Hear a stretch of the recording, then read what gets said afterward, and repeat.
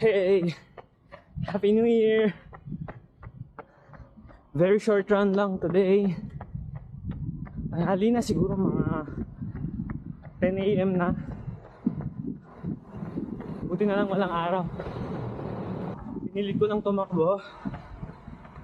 Kasi it's the first of the year. And also, birthday ko din today.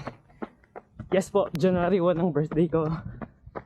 Kaya I thought it would be appropriate to do some reflecting.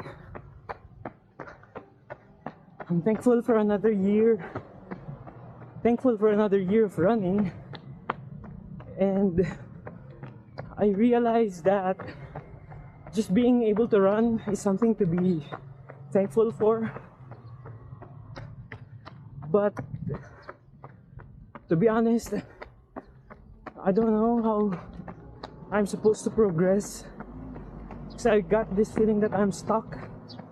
Pero alam ko din na ang kailangan kong gawin is to just keep running. Kaya takbo lang ng takbo. 5 kilometers lang, 6:16 average pace and average heart rate of 141 BPM. I was surprisingly peppy in the run kahit na kulang sa tulog.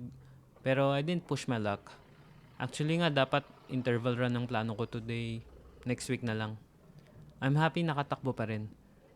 Yun lang, video na yun.